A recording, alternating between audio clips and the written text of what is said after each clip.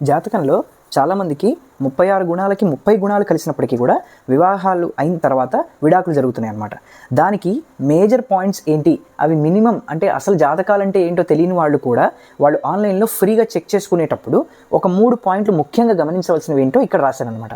ఈ పాయింట్లు గమనించుకుంటే కనీసం ఆ సంబంధాన్ని ఒక 4 రోజులు పోస్ట్పోన్ చేసో లేకపోతే ఆ సంబంధం వాళ్ళని ఆపి మీరు బాగా చదువుకున్న జ్యోతిష్కుడి దగ్గరికి వెళ్ళి మిగతా విషయాలు పరిశీలన చేయమని అడగటమో చేస్తారు. లేదనుకోండి, మినిమం నాలెడ్జ్ కూడా మీకు లేదనుకోండి, జ్యోతిష్కుడు సరైన వాడా కాదా కూడా అర్థం కాదు మీకు, లేదా మీకు ఏమీ తెలియకపోతే మీరు మోసపోయే అవకాశం ఉంటుందన్నమాట. ఆ 3 పాయింట్లు ఏంటో ఇప్పుడు చెప్తాను చూడండి. ఒకవేళ మీది ఇది లగ్నం అనుకోండి, లగ్నం నుంచి 7వ స్థానంలో నంబర్ 1 పాయింట్ చూసారా, లగ్నం నుంచి 7వ స్థానంలో రాహు కానీ కుజుడు కానీ ఉండకూడదు. అంటే 1, 2, 3, 4, 5, 6, 7 ఈ స్థానంలో రాహు కానీ కుజగ్రహం కానీ ఉండకూడదు. మొట్టమొదటి పాయింట్. రెండో పాయింట్, ఏదైతే మీకు సంబంధం వస్తుందో వచ్చిన సంబంధం కూడా డీటెయిల్స్ ఎంటర్ చేసి లగ్నం ఏంటో కనుక్కోండి. మీకు ఆన్లైన్లో అది కూడా క్లియర్గా చూపిస్తుంది.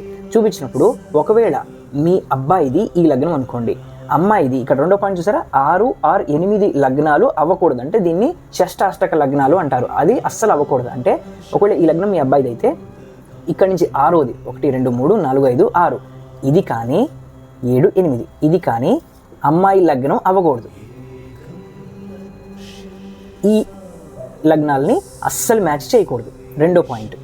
మూడో పాయింట్, మీరు ఈ వేసిన చార్ట్ ఏదైతే ఫ్రీగా ఆన్లైన్లో వేసుకుంటారో దాంట్లో 4 కోణ లగ్నాలు ఉంటాయి అన్నమాట. కోణ రాసులు అంటే అన్ని కార్నర్స్కే ఉంటాయి. మీరు గమనిస్తే ఆ 4 లగ్నాల్లో ఒకవేళ మీ అబ్బాయిది ఈ 4 లగ్నాల్లో లగ్నం కాదు, వేరే లగ్నం అనుకోండి, అప్పుడు ఈ 4 లగ్నాల వాళ్ళని మ్యాచ్ చేయకూడదు.